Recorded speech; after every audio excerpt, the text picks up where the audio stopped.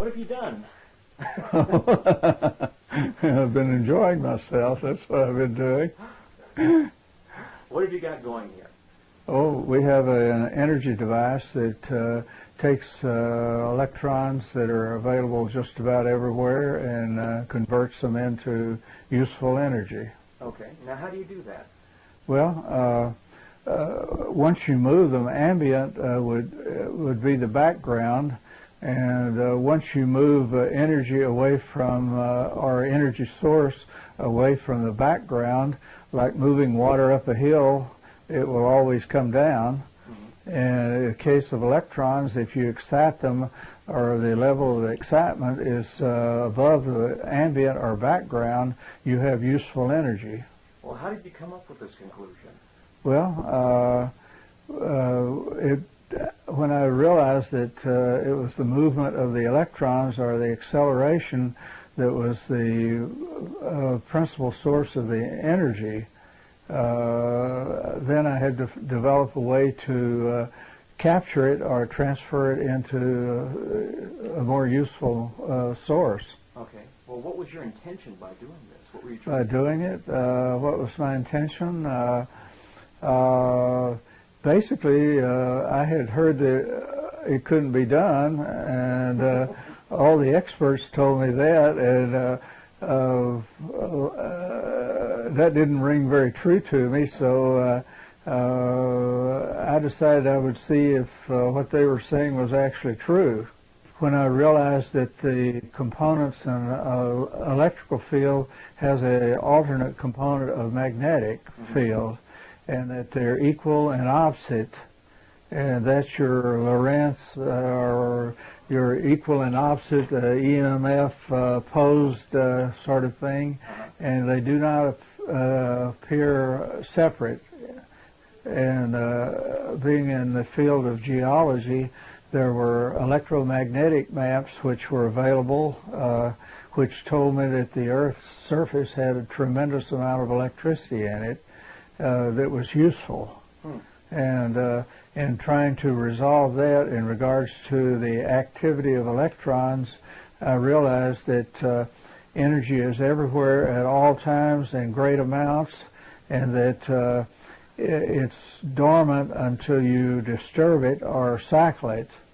And the cycling would be the resonant activity seen in radio devices. So you're moving electrons and you're creating electro and magnetic fields, and by being able to capture these fields at their higher levels of excitement, you get greater, you have a gradient that's greater getting back to ambient, so therefore you have a greater amount of energy. Now, what's your background? How did you come up with all that? My background, I'm a professional in science. My work history was primarily connected with the petroleum industry.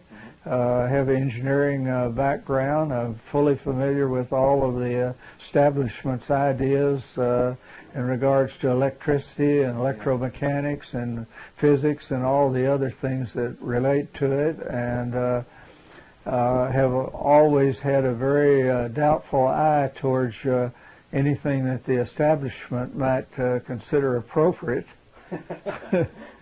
So therefore, when people told me that this thing would not happen, to forget about it, that was the match that lit the haystack. I think it's the end of the road as far as energy goes.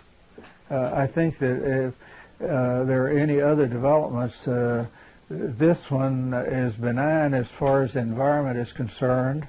It's very cost effective. It's something which can be all over the world. It's not something which belongs to any one individual, any one country, and that basically the effect will be, the one side effect of this is it generates ozone, which it actually puts oxygen back into the atmosphere, and none of the energy methods available today do that. There's almost nothing, there's really nothing out there that you can think of that does not use this system. Is this similar to what Nikola Tesla was trying to achieve with free? It is a spin-off. Basically, what I have done is pick up where Nikola Tesla had reached, and I've put myself inside his mind, and I've expanded and extended what Nikola Tesla was doing. Now, do you think you've actually figured out what he was doing? Yeah, I can read his mind almost perfect. Actually, I did not know about Tesla until I was into this thing more than 5 years, I guess.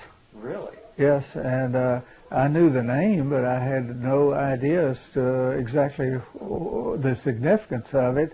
And people started saying, well, you're doing what Tesla did, building the same kinds of coils and doing all the same types of things. And at that point, well, it really got interesting because I realized that there were other people out there that were thinking along the same line. Now, you had mentioned something about James Clerk Maxwell. Yes. Some of the paperwork. What do you know about that? Okay, in the case of James Clerk Maxwell, he was professor at Cambridge University, and he picked up all of the things which Maxwell did had been done previously, and he put them in a mathematical shape so that they could be described and repeated. And he's one of the fellows that I mentioned that have to have all the pieces of the puzzle except one. So anyhow, his thinking and mine are amazingly close together because I have researched and gone back to his personal thinking. The books that are out, which I have some of the original ones, original set, were put together after he died by the faculty at Cambridge University. And they reflect what was politically correct to the faculty at Cambridge University. They do not reflect what Maxwell actually said and thought. So you're saying if he didn't have to go through the whole peer acceptance process, we would have had a different book? Yes. Really? Yeah, well, what actually came out of it was not Maxwell at all anyhow. It was the faculty in the physics department at Cambridge University with what they considered politically correct. Oliver Heavisides was your EMC squared source, and it was lifted by Einstein, and I can show you exactly where Einstein got it from. Really? Now, how much earlier are we talking here? About almost 100, well, between 50 and 100 years earlier. Yes, most people think that I've kind of fell out of a tree, but when they realize that I've had total access to the Library of Congress, to dozens of university libraries, including here in the United States, overseas, including Italy, Germany, and France, and England, and I've gone through these libraries like you wouldn't believe. I knew from the first moment that it was going to work and how it was going to work. Really? Were you trying to build something specific at the time? No, all I was trying to do was disturb ambient. Really? Now, tell me something about these radio frequencies. I understand you're using radio frequencies to achieve this. Well, the electron, when you cycle it or move it, you get a magnetic field and you get an electrical field. Mm-hmm. And the faster you move the electron, the cumulative effect of that magnetic and electrical field becomes greater. Okay. So if you're cycling at, say, 60 or 120 cycles per second, you get the same amount of electrons. And then you cycle, say, at 1,000,000 cycles per second, the curve on the increase in the amount of magnetic and electrical field there is doing this. And when it does this, and you capture it at one of the higher points, you capture it at a higher point, you get a lot more energy from the same amount of electrons than you had at the lower point. Okay. So this, to some people, would be would say that you're getting free energy. What would you call it? I would say you're getting what's there. Just finding a new way to you're getting what's there. The term free energy is a bastardized terminology that's used by sour grapes establishment. use terms of the alternative? Okay, they're all basically the same thing. They're ether, ether, atmosphere, air, or whatever. They're all describing the same thing, and it's a hula hoop mentality. It's whoever happens to be writing the book or talking at the time, and they're grasping at something which they don't really understand. Magnetically. Okay, in the 1920s, people discovered that in studying the Earth's crust, that it had electrical characteristics. Mm-hmm. And most people consider that the Earth's electrical field is useless or near zero. But when you actually look into it, you find that the Earth has an enormous electrical charge on it. It's just that it's everywhere about you. It doesn't vary in a short distance. So all of the instruments that are made to measure electricity are made to measure a reference point and another point. So the electrical flux, when you start measuring electrical flux or magnetic flux, which is the other side of the coin, you find that the Earth has an enormous electrical field. No, I had the conclusion before I ever started. It was what got me into it to begin with. Really? So this is sort of what keyed you into what was going on. Yeah, I knew that there was an electromagnetic. Uh-huh. You can't have one without the other, and it flips. And when it flips, at that flipping point is where you have your useful energy.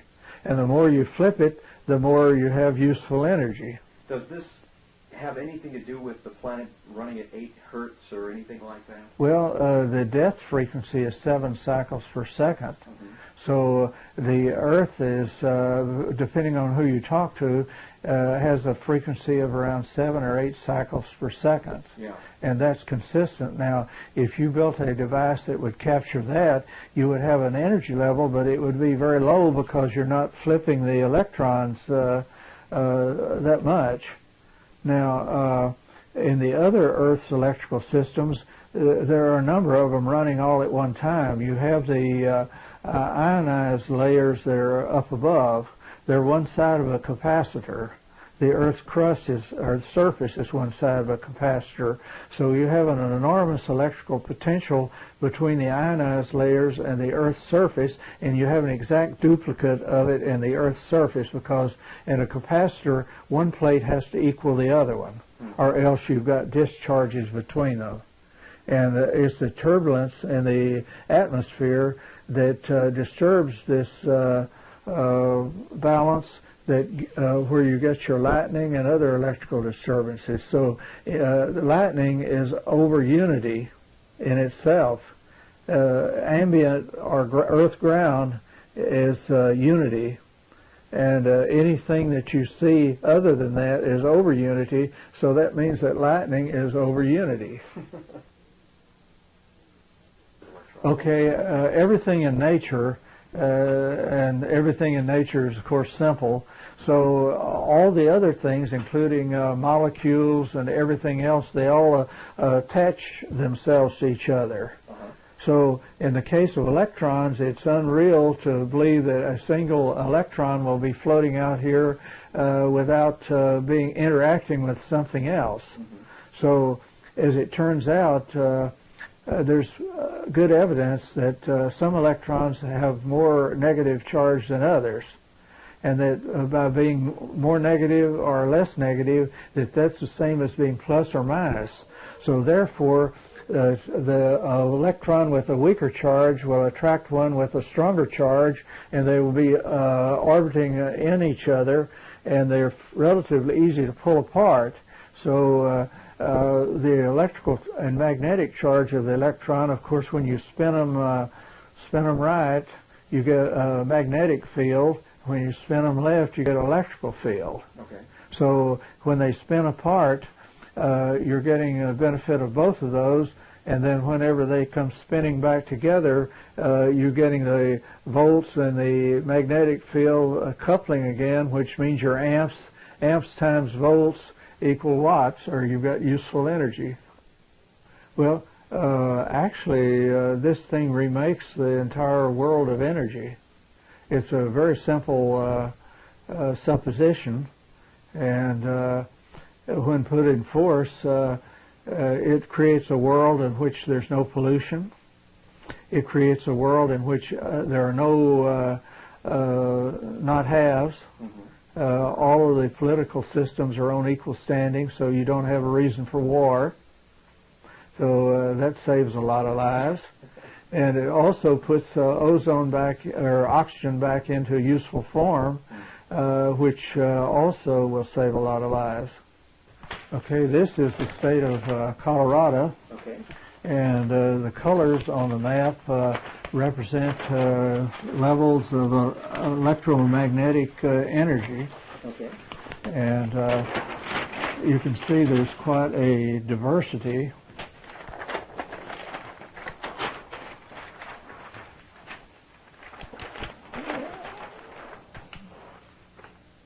Okay, now what are all these colors here?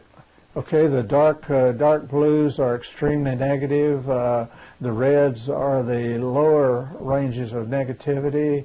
The contour lines on there, each contour represents about 5,000 volts difference in the electrical field. So what would this be used for normally? Why would somebody pick up? These were originally used by the United States government in looking for radioactive materials during the Cold War.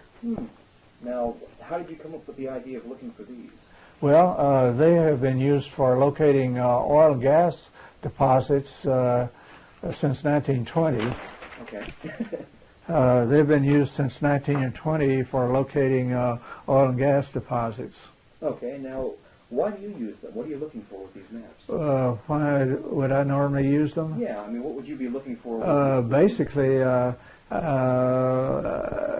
about 10 years ago, I had reached a level in the petroleum industry where my salary was too much, and I had too much experience, and the people that were in the company all had less, and they felt uncomfortable around me. So suddenly one day I found myself without a job. This has to do with the frequencies which things move at whenever you get into resonant energy. Resonant just simply means that you're flipping the electrons.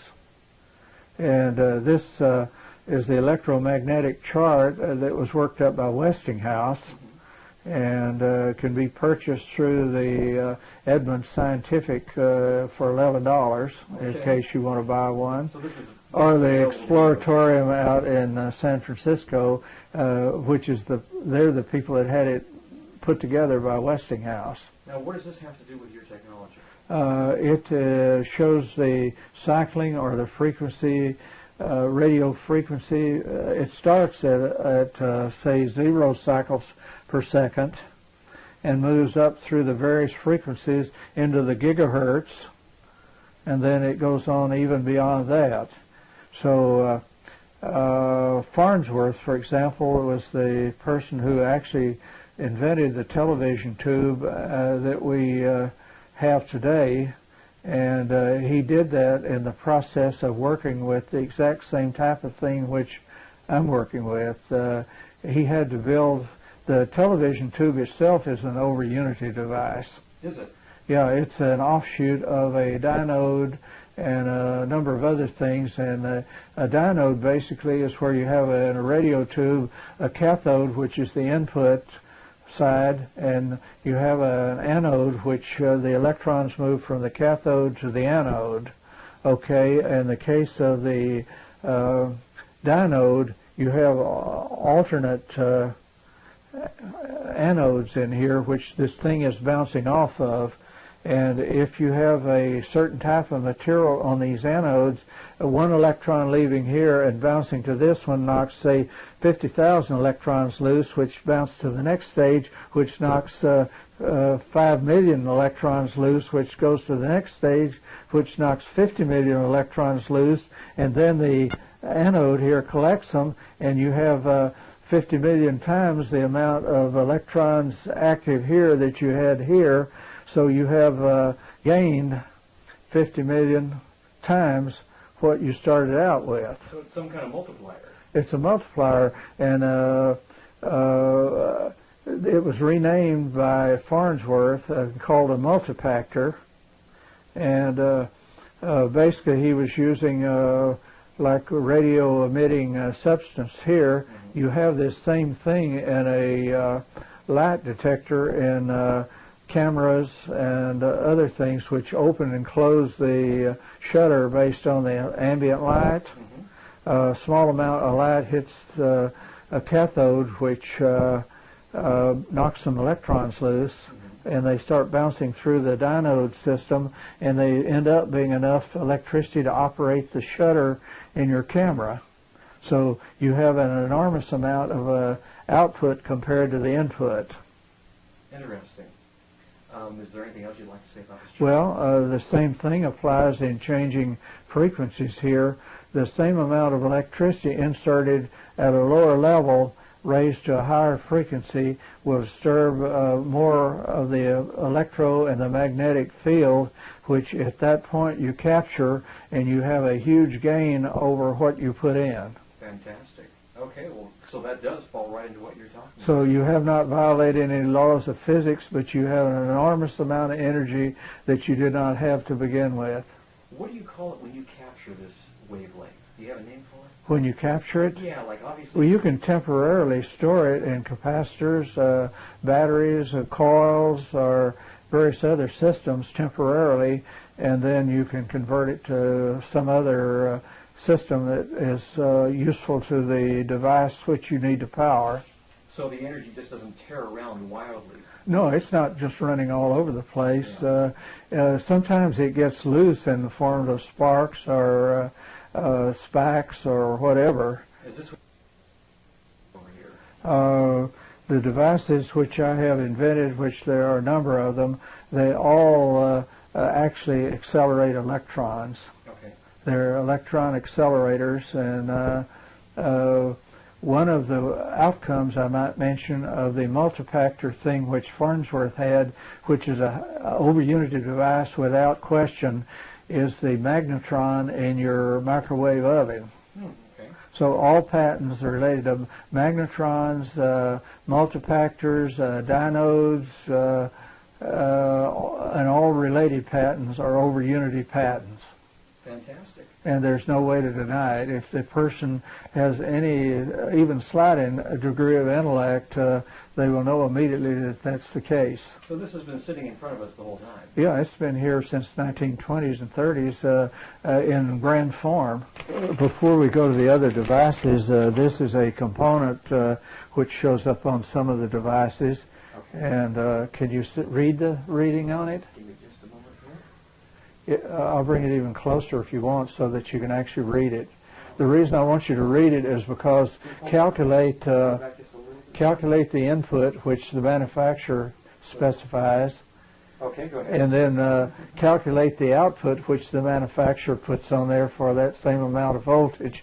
And you'll see immediately that this thing is putting out more energy than it was put into it. So the manufacturer actually states the input and the output, and it's on the label, and they have tested it, or they would not have put it on there. So it exists. Here's an over-unity device looking right at you. Okay. And there are a lot of them that are that way if you bother to calculate the input and the output. Great. Okay.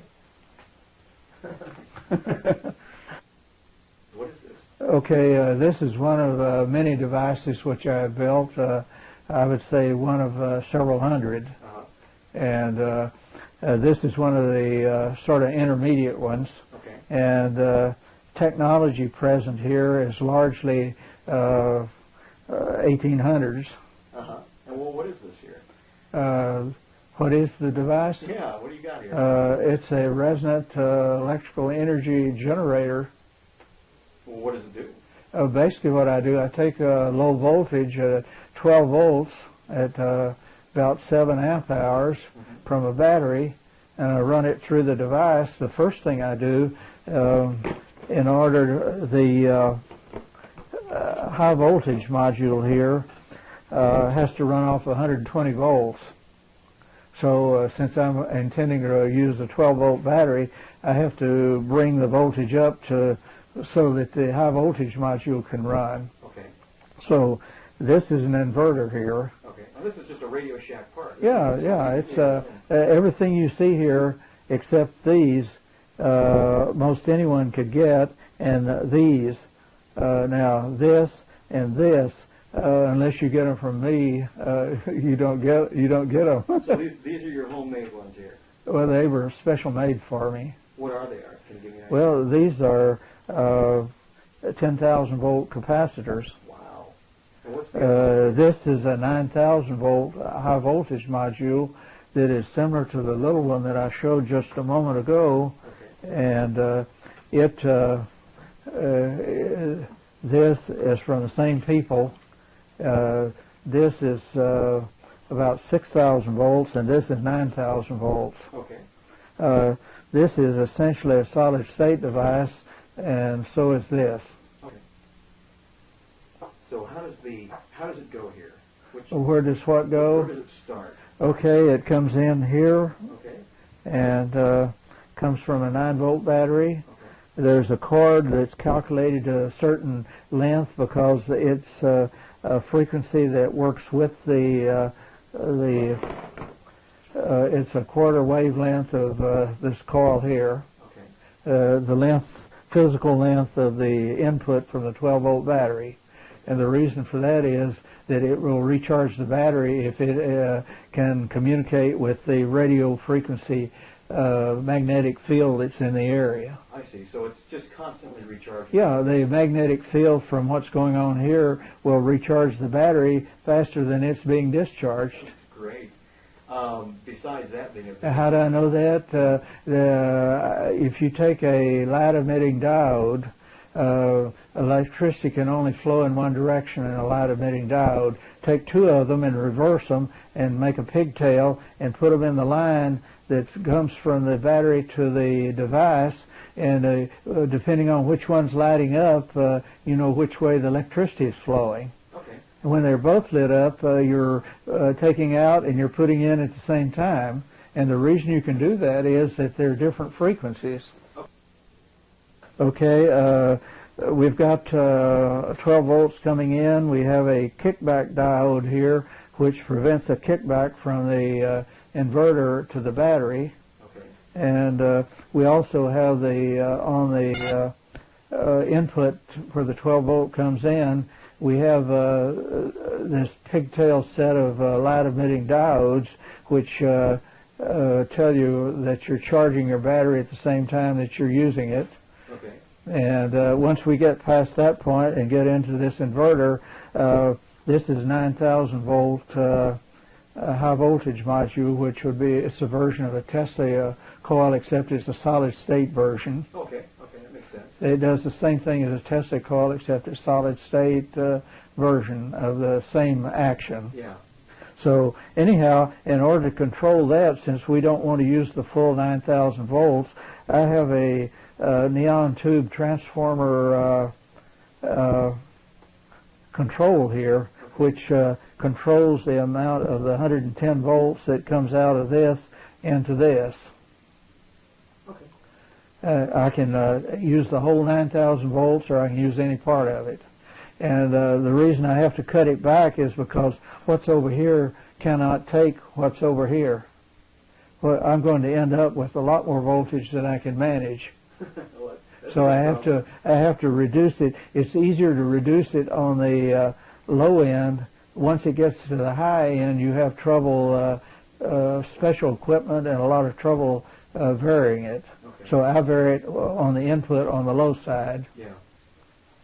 Okay, I get to the high voltage module, and on neon tube transformers they have two output wires. So I have to take the electricity that's on the two output wires and put it back together as one source of electricity. And then I have to pump it through the L1 coil and then back into the system. And then I have the capacitor bank here in order to help regulate that. And that's, I'm sorry, you said that was 100,000? Oh, these are 10,000. Okay. Or maybe 15. I don't recall just at the moment, but they're more likely 15. Okay. But they were done special order by Cornell Dubier for me, and they were free. Well, that's nice. Because most of the companies like that have a department where they will make up samples for you if you're doing research and development, and you need something which they don't have in the catalog. They will make them up special for you, and that's exactly what happened here. Really? Okay, once we get to the, this is the broadcast end of it, or the part that sets the electromagnetic field into oscillation. Now, how do you do that? Is it sending a radio wave through it? Well, it's when you pulse something, and you pulse it through a coil like this, a magnetic field builds and collapses. And that's all you It's a collapsing, building and collapsing off and on that spins the electrons. The magnetic field and then the magnetic field off, and they'll spin back to where they were. So you've got the coin flipping with the electromagnetic component flipping. And once you've got it flipping, then you're in business. So that's the whole trick to this. It's just Yeah. But once you've got it flipping, then you've got to have something to collect it with. And then the rest of this is the collector and storage part.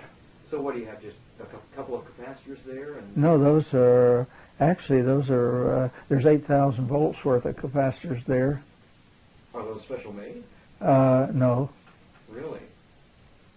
What's the little tube on the end there? Which one? It's a little yellow... The yellow one? Yeah. Okay, that has a double meaning. In this case, it has no meaning because I've already charging the battery from over here. Oh, was that used to... But the energy coming from here before it goes out to the transformer is passing through this one, and that's building a magnetic field. This one is not connected to this one in any way except through a magnetic field. So this becomes a generator of electricity, and you can charge batteries from that. That's great. That's a great system. How much energy would you say this little system could produce? This one, what's the output on it? Yeah. It's about 16 kVA. Great. Which is a lot of energy. Yeah. And that's It could go higher than that. That's with this thing turned down on low. Wow. Now, does it, run itself out? No, there's nothing here to wear out. Wow. So there's no... The capacitors are self-healing. So this is it. You've got a closed-loop system that charges itself and kicks off enough energy to... Once it's going, it's on its own. No, this is sort of an intermediate model. Yeah.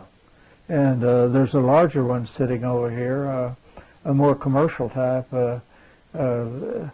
This one actually, the one in the suitcase calculates out at about, I put in the book little article I gave you, I think it was 27 kVA. No kidding.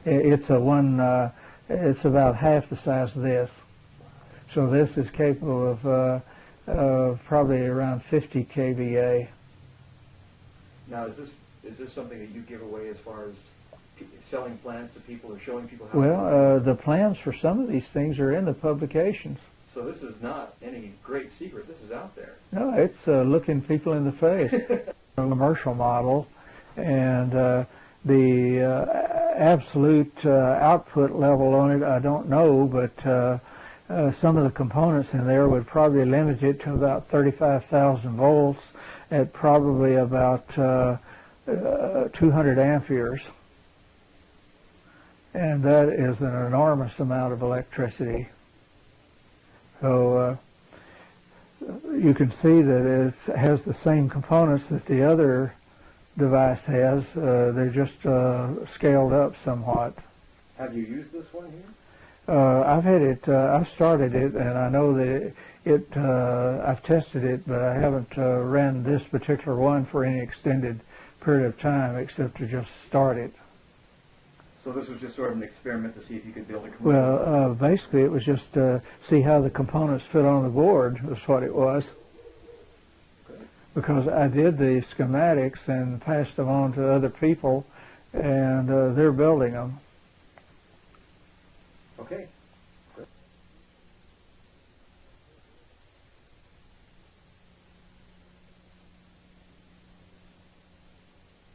Use that on this. Actually, I'm going to show you how to make a simple one. Okay, great. Most of the things that are in my devices which I demonstrate were put there because people expect to see them, not because they need to be there. Okay. Okay, so this device, which I had turned upside down, okay, great. Is the high voltage module here. So we come out and we need a L1 coil here. That's going to be our L1 or our input coil, and we're going to run this, since this is alternating current, it's neither plus or minus. It's going to be, what it's going to be doing is coming over here and into here and coming back, just like that. Okay. So we've got our high voltage device, and we've got an L1 coil, and it's all working just fine. At this point, it's running at 35,000 cycles per second.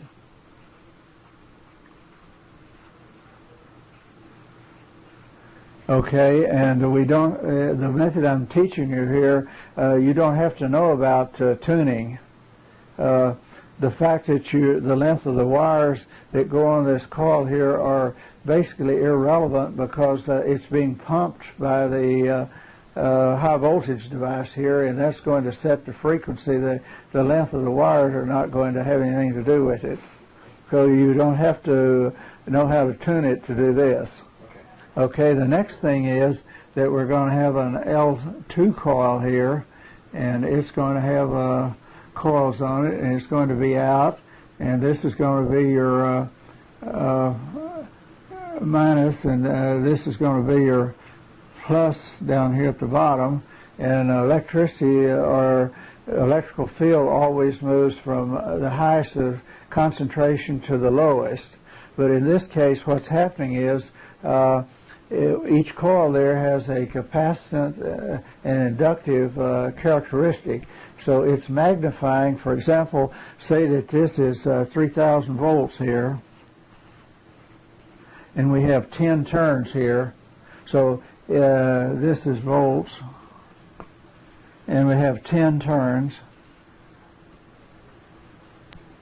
Okay, we divide 10 into 3,000, and that means that each turn is going to equal 300 volts. So each turn on a L2 coil here, each turn on there will have 300 volts on it. So if you have 30 turns, you've got 300 times 30, which would be, let's see, 300 times 30. Okay, and that's going to be 0, 0, 0, 9. So you're going to have 9,000 volts on your L2 coil. Okay. Okay. And it's going to do that irregardless of the amount of turns or the frequency or whatever. What we're doing by forcing the 35,000 cycles per second onto this first coil, we're forcing that second coil to duplicate the same thing as long as it's an even division of or multiple of the wire length in the first coil. Okay. So we've got, at this point, we've got 9,000 volts out, and we probably will want to put a spark gap of some sort in here so that we can, and this goes to your earth ground. Okay, the center part of the spark gap will go to earth ground. Okay. Okay, and this is going to limit the voltage so that it's within the range which you can handle it with whatever device you're going to load this with. Okay. So you can go directly from this into your transformer out here, and it'd be an isolation transformer. And at this point, what you have to do, since you've got a frequency which the isolation transformer cannot use, you have to correct the frequency. So in order to correct the frequency, you put a resistor across the two poles there. In order to determine what resistor size you use, you go to either the American Radio Relay League chart showing capacitance and resistance and other types of things, which will tell you what approximate frequency you'll end up with. Now, in the case of American Radio Relay League, you're going to be off the end of the chart, and you're going to have to take a little piece of paper and make the grid and extend the chart over about an inch or so and about an inch or so down in order to get, say, 60 cycles or 120 or whatever it is you want. But you can do that real easy. Okay. So anyhow, we've got through our 12 volts, and none of the electrons from the 12-volt battery have left the high voltage module. The high voltage module has excited electrons in a separate, just like your transformer here, where you have the two sides are separated from each other, so that none of the electricity on this side actually goes through the system. What it does through induction, it excites the coil on the other side, and your electricity over here is coming from the earth grounding, and your load is going to be in between the earth grounding and the other pole of that transformer. And you're going to have to also put some sort of voltage control on this thing here, and that will be a varactor, V-A-R-A-C-T-E-R. And what that is, like on your computer where you have a voltage control thing that keeps the sparks from coming in, it looks like a little capacitor, but it's not. Okay. But it basically will limit the voltage to some level which is okay for the device that you're trying to run. Now, what I have shown you here, you don't have to know how to tune it. That takes care of itself for you, and you have to make only one correction in the frequency, and any coil and resistor or any coil and capacitor or any combination of those will give you a particular frequency. Now, Radio Shack has a book on electronic tables and such, and you can use the charts in it. Okay. Is this the smaller, simplified version? No, there's some solid state versions of this where all of this is thrown out. But I'm not at liberty to talk about them just now. But this can give somebody an idea that you don't actually have to come. You don't have to know what you're doing at all.